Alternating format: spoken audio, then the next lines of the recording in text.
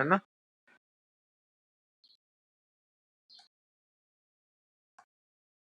दो मिनट का समय आपके पास। क्या पूछ रहा है वो मैं बता देता हूँ, है ना। भाई अपने पास ग्लोबल सॉल्ट है। ग्लोबल सॉल्ट का फॉर्मूला क्या होता है, Na2SO4.10H2। इसको जब हम हीट करते हैं ये टूटता है Na2SO4 प्लस 10H2 में। ऑब्वियस सी बात है जो वाटर है वो वेपराइज हो जाता है। सवाल समझिएगा बच्चों, जैसे अपने पास कंपाउंड होता है CuSO4.5H2 कॉपर सल्फेट है ना। Na2SO4.10H2 आपके सामने लिखा हुआ है, सोडियम सल्फेट या ग्लोबल सॉल्ट जो बोलना बोल लो। होता क्या है, ये जो आप कोई कंपाउंड लिख के उसके साथ में .XH2O लिखते हो, इसी चीज को हम बोलते हैं वाटर ऑफ क्रिस्टलाइजेशन।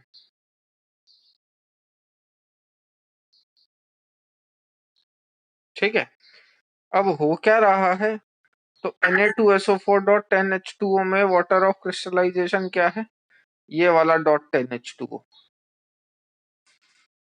कौन सा वाला, ये वाला। ठीक है, तो हुआ क्या, उसने बोला कि ग्लोबल सॉल्ट का मास कैलकुलेट करिए जिसमें 180 gram of water of crystallization है। यानी कि आपको वाटर ऑफ क्रिस्टलाइजेशन का वेट पता है, यानी कि इसका वेट पता है कितना, 180 ग्राम। बताओ इसके कितने मोल्स लिए जाएं, किसके, ग्लोबल सॉल्ट के आपको 180 ग्राम वाटर ऑफ क्रिस्टलाइजेशन मिले। 2 मिनट का टाइम है, सवाल सॉल्व करने की कोशिश करिए। रिपीट कर देता हूं, इसके कितने मोल्स लिए जाएं कि इसका 180 ग्राम मिले, बताओ।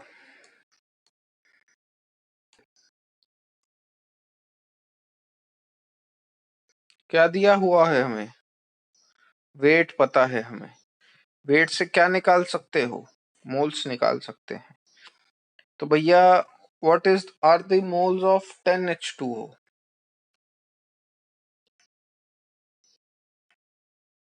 वेट दिया हुआ है तो एटलीस्ट हम 10H2O के मोल्स तो निकाल ही सकते हैं ना। तो इट इज 180/18। ये मेरे पास है 10 मोल्स। तो भैया मुझे बताओ जरा, इसके मोल्स कितने हैं, 10 मोल्स। इसके 10 मोल्स को वेपराइज करने के लिए, वाटर ऑफ क्रिस्टलाइजेशन के 10 मोल्स को वेपराइज करने के लिए आपको ग्लोबल सॉल्ट के कितने मोल्स लगेंगे,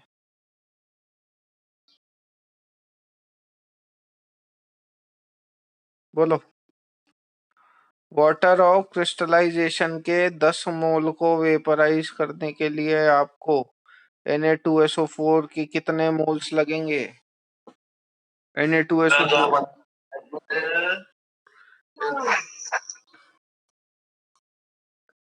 2 मिनट का टाइम है आपके पास। इसके 10 मोल को वेपराइज करने के लिए ग्लोबल सॉल्ट का 1 मोल ही चाहिए, क्योंकि Na2SO4.10H2O है। 1 मोल ग्लोबल सॉल्ट में 10 H2O के वाटर ऑफ क्रिस्टलाइजेशन के मॉलिक्यूल्स पहले से ही हैं।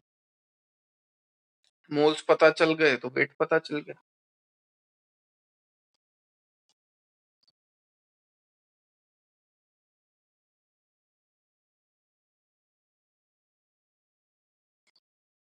Next is what, Avogadro hypothesis.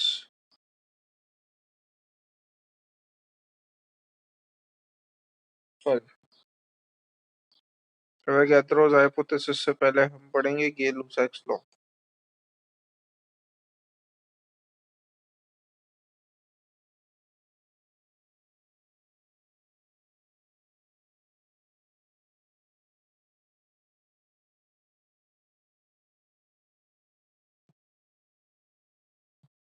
Gay-Lussac's law of combining volume.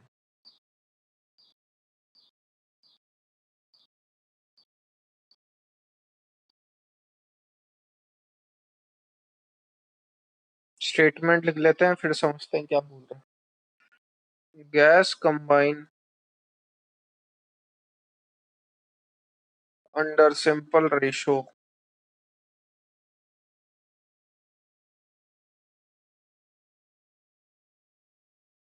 of their volume provided all measurements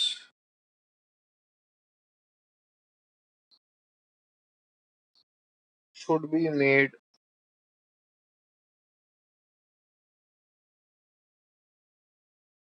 at constant pressure and temperature। ठीक है, वो क्या बोलता है एग्जाम्पल से समझो। जैसे H2 plus Cl2 gives 2HCl है, तो वो बोल रहा है अगर मैं भैया मोल्स के रेस्पेक्ट में बात करूं तो अगर इस इक्वेशन को आप देखोगे तो 1 मोल hydrogen combined with 1 mole Cl2 forming 2 moles HCl। 1 mole of hydrogen is combining with 1 mole of chlorine forming 2 moles of HCl। तो इसी रेशो में वॉल्यूम भी कंबाइन करता है, माने 1 volume of hydrogen combines with 1 volume of chlorine forming 2 volume of HCl। Sir ये हुआ कैसे? तो भैया अगर मुझे इसको प्रूव करना है तो मैं यूज करूंगा आइडियल गैस इक्वेशन। यहां से आप कैसे प्रूव कर सकते हैं, देखिए वो क्या बोल रहा है, gases combine under simple ratio of their volume provided all measurement should be made at constant pressure and temperature. तो जब आप ये स्टेटमेंट पढ़ते हो भैया तो कांस्टेंट क्या है, प्रेशर है और टेम्परेचर है। तो प्रेशर कांस्टेंट है, अरे यार ये क्या हुआ, ठीक है। तो जो हमने एग्जांपल लिखा था वो H2 plus Cl2 gives 2HCl लिखा था। तो यहाँ पे मोल के टर्म में बात करोगे तो 1 मोल is to combine with 1 mole of Cl2 forming 2 mole of HCl। जो मोल का रेशो होता है वही वॉल्यूम का रेशो होता है, यही बोलता है गेलुसेक्स लॉ। तो इनडायरेक्टली भैया वो क्या कहना चाह रहा था, that volume is directly proportional to number of moles, लेकिन उसने आगे कंडीशन लगाई क्या, at constant pressure and temperature. तो ये आप अगर प्रूव करना चाहो तो कैसे प्रूव कर सकते हो, जैसे बेटा PV equal to nRT equation होती है। गेल-लुसैक्स लॉ ने क्या क्या बोला कि अगर आपको volume directly proportional to number of moles करवाना है तो आपको प्रेशर और टेम्परेचर कांस्टेंट रखने पड़ेंगे। अगर प्रेशर कांस्टेंट है, टेम्परेचर कांस्टेंट है, आर तो पहले से ही कांस्टेंट है, तो volume will be directly proportional to number of moles. यही कह रहे थे कौन, गेल-लुसैक्स लॉ कि वॉल्यूम डायरेक्टली प्रोपोर्शनल होता है नंबर ऑफ मोल्स के, प्रोवाइडेड अगर आप प्रेशर और टेम्परेचर को कांस्टेंट रख देते हो तो। लेकिन इसका बैकड्रॉप क्या था कि इसने बोल तो दिया कि भैया volume will be directly proportional to number of moles at constant pressure and temperature, लेकिन इसने वो कांस्टेंट टेम्परेचर और प्रेशर बताए नहीं कि जिस कांस्टेंट टेम्परेचर और प्रेशर पे volume will be directly proportional to number of moles. इन्होंने वो कांस्टेंट टेम्परेचर और प्रेशर बताए नहीं कि भैया मैं कितना प्रेशर और कितना टेम्परेचर रखूं कि वॉल्यूम और नंबर ऑफ मोल्स एक दूसरे के डायरेक्टली प्रोपोर्शनल हो जाए। और अगर मैं वो कांस्टेंट टेम्परेचर और प्रेशर रखता हूं तो कितना मोल में लूं और वो कितना वॉल्यूम ऑक्यूपाई कर रहा है, ये ऐसा इन्होंने कुछ बोला ही नहीं। वो किन्होंने बताया, वो बताया एवोगैड्रो ने। इसलिए नेक्स्ट अपन पढ़ेंगे एवोगैड्रो हाइपोथेसिस।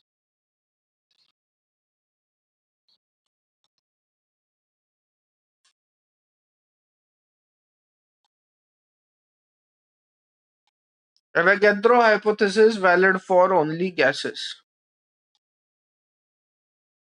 इन्होंने गैसेस के टर्म में बात करी। स्टेटमेंट इनका भी लगभग वैसा ही था, that equal volume of all gases contains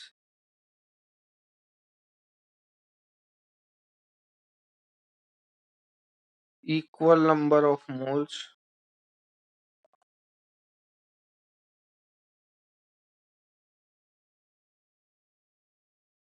again under the similar condition of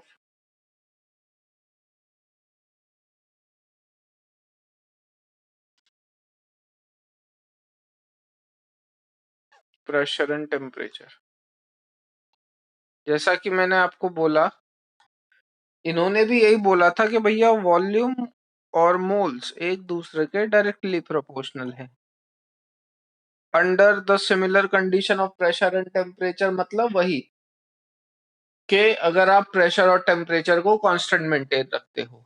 लेकिन एवोगैड्रो ने ये बताया कि भैया वो कांस्टेंट प्रेशर और वो कांस्टेंट टेम्परेचर की वैल्यू कितनी होगी, और उस कांस्टेंट टेम्परेचर और उस कांस्टेंट प्रेशर पे कितना वॉल्यूम गैस ऑक्यूपाई करेगी, ये सब बताया एवोगैड्रो ने। यहां तक लिख लीजिए, फिर आगे बात करें। तो अपन बात करते हैं एवोगैड्रो की। तो अपन जानते हैं that volume is directly proportional to number of moles, यानी कि V directly proportional to N, but कब? At constant pressure and temperature. अब एवोगैड्रो ने बताया कि भैया वो कांस्टेंट टेम्परेचर और प्रेशर कितना। तो दो चीजें रैंडम ध्यान रखिएगा, दो टाइप की चीजें आपको मिल जाएंगी यूजुअली, एसटीपी और एनटीपी। एसटीपी का मतलब होता है स्टैंडर्ड टेम्परेचर एंड प्रेशर,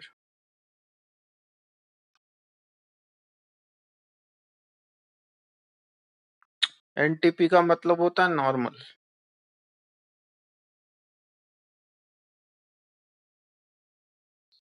है ना। बताओ, एसटीपी में प्रेशर और टेम्परेचर कितना, नॉर्मल में प्रेशर और टेम्परेचर कितना। तो याद रखने का तरीका क्या है, कई लोग भूल जाते हैं।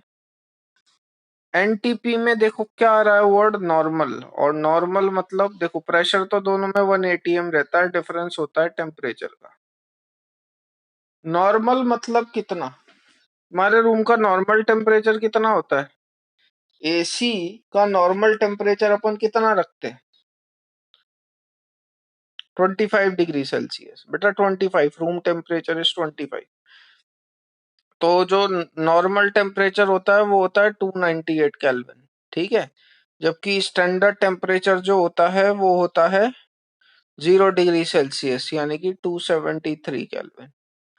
ध्यान रखना है ना। तो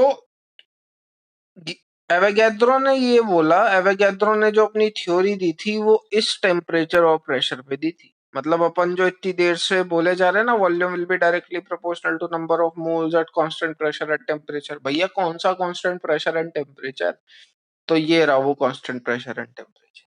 उसने यूं बोला कि आप क्या करो, एक कंटेनर अज्यूम कर लो, और उस कंटेनर के अंदर सपोज आपने गैस का 1 मोल दिया है, मर्जी पड़े वो गैस ले लीजिए, ठीक है। आपके पास एक कंटेनर है और आपने उस कंटेनर में गैस का 1 मोल लिया है, आपकी मर्जी पड़े वो गैस ले लो। अगर आपने कंटेनर के अंदर गैस का 1 मोल लिया है और आपने प्रेशर 1 atm और टेम्परेचर 0 डिग्री सेल्सियस या 273 केल्विन मेंटेन करा है, वापस से सुनिएगा, अगर कंटेनर के अंदर 1 मोल गैस है और अगर आपने उस 1 मोल गैस का प्रेशर 1 atm और टेम्परेचर 0 डिग्री सेल्सियस या 273 केल्विन मेंटेन करा है, तो वो 1 मोल गैस इस कंटेनर का कितना वॉल्यूम ऑक्यूपाई करेगी, 22.4 लीटर। जौन सी मर्जी पड़े वो गैस ले लो, किसी भी गैस का अगर आप 1 मोल लेते हो एट एसटीपी, तो वो उस कंटेनर का कितना वॉल्यूम ऑक्यूपाई करेगी, 22.4 लीटर। यही हम अब लिखने वाले हैं। तो उसने मेंशन कर दिया, प्रेशर उसने बता दिया, टेम्परेचर, और उसने ये भी बता दिया that volume will be directly proportional to number of moles, और वो कितना वॉल्यूम ऑक्यूपाई करती है। तो जब आप गैस का 1 मोल लेते हो तो वो 22.4 लीटर वॉल्यूम ऑक्यूपाई करती है at this constant pressure and this constant temperature. समझ में आया कि वापस बताऊं? वही हम लिखने जा रहे हैं।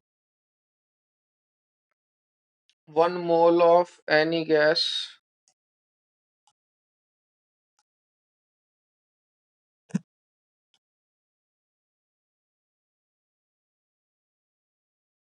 at STP always occupies 22.4 liter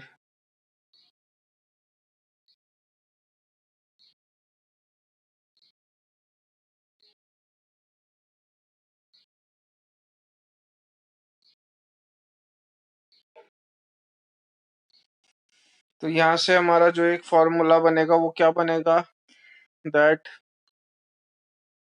number of moles equal to volume in litre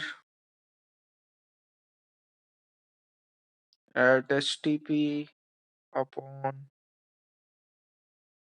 22.4।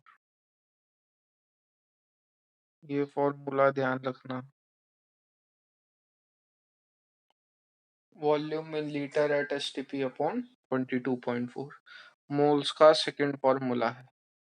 इससे पहले आप मोल का एक ही फॉर्मूला जानते हो, मोल्स बराबर वेट बाय मोलर मास। लिख लीजिए। सबका हो गया, आगे बढ़े। तो इसी फॉर्मूले के बेसिस पे 2-4 सवाल करिएगा और सॉल्व करने की कोशिश करना है ना। चलो,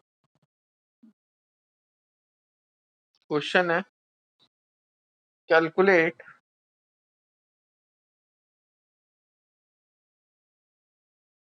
वॉल्यूम ऑफ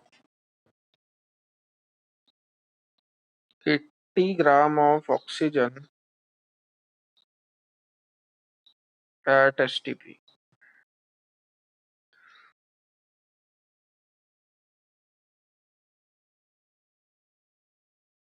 बताओ।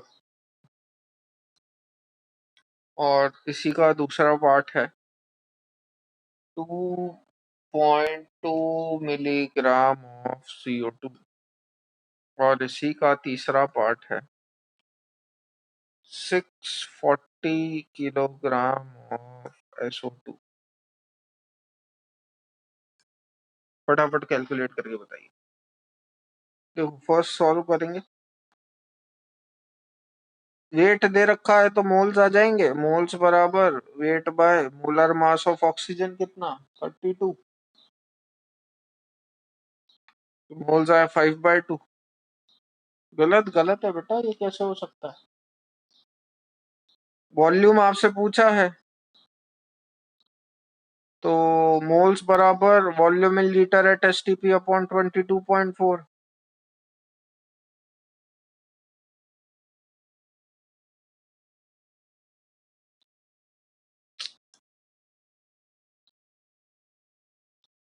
है ना।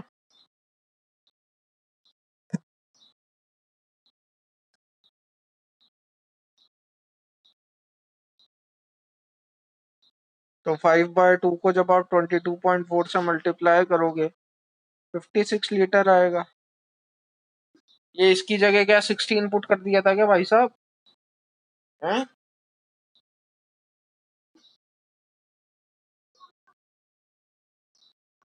नोट डाउन करिए, अगले आंसर बताइए ठीक। यूनिट्स ध्यान से देखना, मिलीग्राम और केजी में है, उसे ग्राम में कन्वर्ट करना। ऑक्सीजन एटम बोला जाए तब आपको ओ अज्यूम करना है, एटम में, एटम में। रैंडम ऑक्सीजन तो O2 होती है, ठीक है।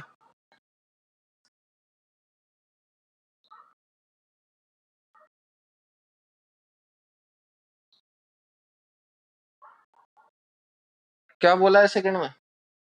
2.2 मिलीग्राम ऑफ कार्बन डाइऑक्साइड। कैसे? By multiplying it by 10⁻³ upon 44। ये हटा डेसिमल, ये आया नीचे 10, इससे ये गया 2 times, so it is 1/2 into 10⁻⁻4। Clear है? 1/2 को आप क्या लिख सकते हो? 0.5 इंटू 10⁻⁻4 या फिर 5 इंटू 10⁻⁻5। तो ये तो क्या है? मोल्स आए। अपने को तो वॉल्यूम चाहिए। मोल्स बराबर volume upon 22.4, volume in STP. तो 5 into 10⁻⁻5 multiply by 22.4, volume in litre at STP आ जाएगा।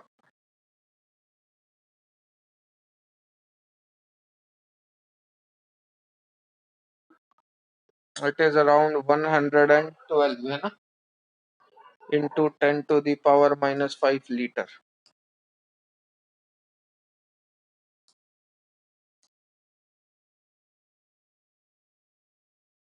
बिल्कुल सही, द्विज का आंसर आ गया, अनवी का भी आ गया आई थिंक। आगे बताओ।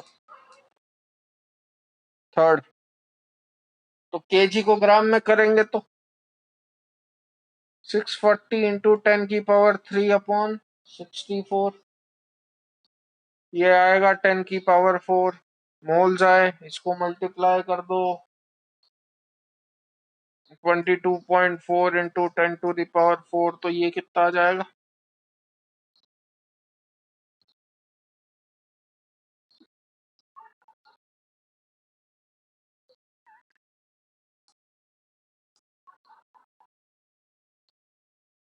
Six 40 kg of SO2। Third question उसने क्या बोला है? 640 kg ऑफ SO2। तो इसके मोल्स निकालोगे तो 640 मल्टीप्लाई बाय 10⁻³ अपॉन 64, ये आएगा 10⁻⁴। इसमें आई थिंक सबके आंसर सही आए हैं। हैरित ने आंसर दिया है बिल्कुल। ये तो मोल्स है, मोल्स बराबर अपन जानते हैं volume in litre at STP upon 22.4 है। ये 10⁻⁴ को मल्टीप्लाई कर देना 22.4 से, 224,000 लीटर। चलिए done.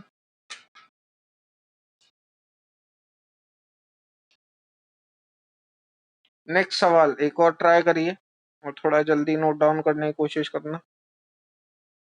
Calculate number of oxygen atoms in CO2 gas which occupies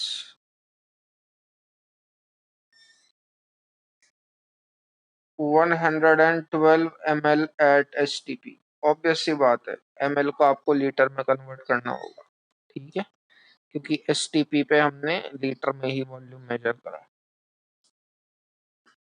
बताइए सॉल्व करके आंसर बताओ। तुम्हें जो इन्फॉर्मेशन गिवन है उससे तुम क्या निकाल सकते हो, मुझे बस इतना बता दो, देखी जाएगी बात। मोल्स। मोल्स निकाल सकते हैं। कैसे निकाल सकते हैं? मोल्स बराबर volume in litre at STP upon 22.4, तो इसको लीटर में चेंज करेंगे तो 112 इंटू 10⁻³ अपॉन 22.4। ठीक है, तो इसको जब आप सॉल्व करोगे तो ये आएगा 5 इंटू 10⁻⁻3। कोई डाउट? ये क्या है आपके पास? मोल्स है। आपको क्या फाइंड आउट करना है? Number of oxygen atom. Mole से एटम का सफर जानते हो क्या? 6.6, बिल्कुल सही है ना। मोल से एटम का सफर जानते हो क्या? बिल्कुल जानते हैं। तो मोल से पहले क्या निकलेंगे? मॉलिक्यूल्स निकलेंगे। तो what ये तो मोल्स किसके हैं? CO2 के। तो अब मॉलिक्यूल्स भी किसके निकलेंगे? CO2 के। कितने आएंगे? तो मोल्स मल्टीप्लाई बाय Na, यानी कि 5 इंटू 10⁻³ मल्टीप्लाई बाय Na। कितना आया? ये आया 30 इंटू 10⁻20,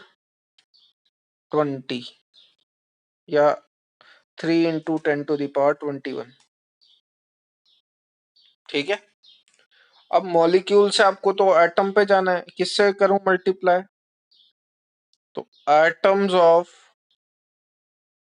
ऑक्सीजन, या फिर नंबर ऑफ ऑक्सीजन एटम्स। बताओ किससे मल्टीप्लाई होगा फटाफट? Atomicity. What is the atomicity of oxygen in CO2?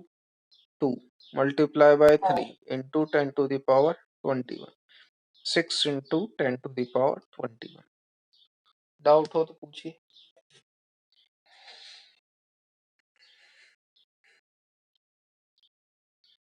फटाफट नोट डाउन करिए, 30 सेकेंड से बस। चलो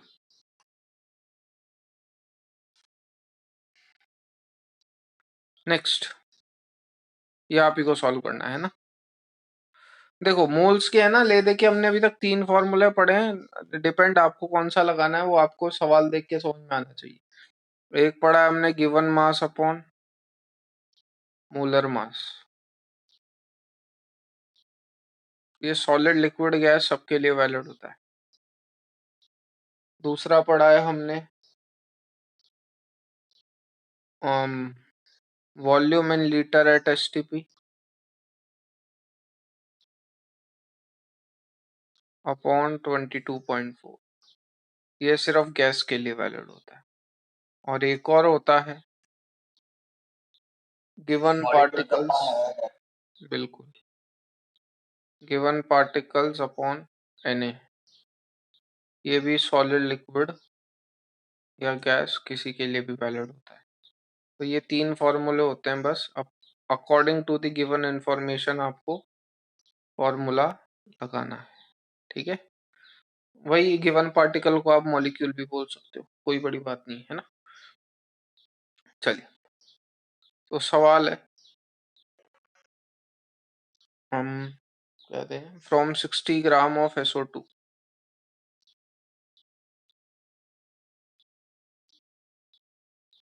1.2 इंटू 10⁻24 मॉलिक्यूल्स, ऐसा आप पहले भी कर चुके हो, of SO2 are removed.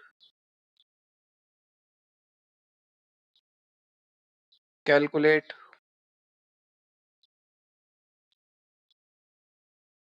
Volume in litre at STP of remaining SO2 gas. 5 minutes का टाइम है आपके पास, करिए कोशिश। अच्छा, वो जो लेक्चर आज आपके ग्रुप पे अपलोड हुआ होगा उसे देख लीजिएगा, है ना। ऐसे ही आज का जो लेक्चर है वो भी रिकॉर्ड हो रहा है, ये भी भेज देंगे। करें स्टार्ट अपन। देखो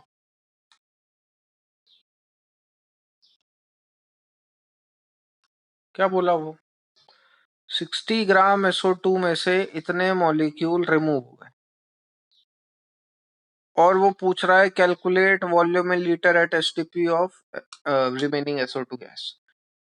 क्या है, आपने 60 ग्राम SO2 लिया, उसमें से 1.2 इंटू 10⁻22 मॉलिक्यूल्स रिमूव कर दिए। जो बचे कुचे SO2 गैस के मॉलिक्यूल है वो कितना वॉल्यूम ऑक्यूपाई करेंगे, वो पूछ रहा है। सवाल समझ में आया? 60 ग्राम में से अगर आप 1.2 इंटू 10⁻22 4 मॉलिक्यूल्स रिमूव कर देते हो, तो बचे हुए जो गैस मॉलिक्यूल्स हैं SO2 के, वो कितना वॉल्यूम ऑक्यूपाई करेंगे एट STP। तो समझिए मैं क्या कर रहा हूं। देखो मैंने ओरिजिनल मोल्स निकाल दिए सबसे पहले, ओरिजिनल मोल्स बताएंगे कोई कितना आएंगे मेरे को? What are the number of शुरू में कितने थे? 60 ग्राम बाय SO2 का मोलर मास 64। काटा पीटी करोगे है ना? 15/16। एक मिनट, सॉरी, यहाँ पे बेटा थोड़ा सा चेंज कर लेना, 160 की जगह 160 कर लो, है ना? तो यहाँ पे भी अपन 160 कर लेंगे। इससे कट रहा है 5/2 आ रहा होगा ये, है ना? चलो, तो दीज आर कितना है मेरे ओरिजिनल मोड्स आए ये मेरे। ये तो ओरिजिनल मोल्स हैं जितने थे मेरे पास। अब उसमें से आपने इतने मॉलिक्यूल रिमूव कर दिए, तो अपन तो मोल्स के टर्म में बात कर रहे हैं। क्यों मैं मोल्स के टर्म में बात कर रहा हूँ? क्योंकि मुझे volume in litre at STP निकालना है, और volume in litre at STP mole से रिलेटेड है, तो मैं हर चीज को मोल्स में कन्वर्ट करने की कोशिश करूंगा। तो इतने मेरे पास ओरिजिनल मोल्स थे, उसमें से मैंने इतने मॉलिक्यूल निकाल दिए। इतने मॉलिक्यूल निकाल दिए मतलब मोल कितने निकाल दिए, तो निकाल लो। तो रिमूव्ड मोल्स कैसे निकालेंगे? मॉलिक्यूल से मोल्स निकालने का तरीका क्या है? डिवाइड कर दो। कर दिया बेटा। इसको सॉल्व करोगे तो ये आएगा कितना? 2। तो मतलब इतने में से इतने मोल्स आपने हटा दिए, तो रिमेनिंग बचे कितने? 5/2 - 2 कितना आएगा ये? 1/2। तो इतने मेरे पास मोल्स बचे। अब इसको मल्टीप्लाई कर दो 22.4 से, आ गया आपका volume in litre at STP. बचे हुई गैस उतना वॉल्यूम ऑक्यूपाई करेगी। सवाल समझ में आया?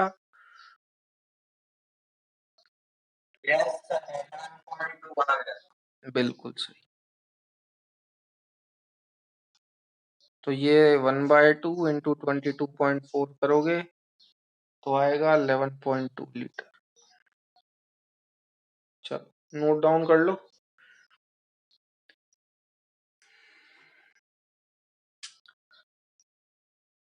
नया सवाल देने का कोई मतलब नहीं है। आज की क्लास यही तक रखते हैं। From here will continue in the next class.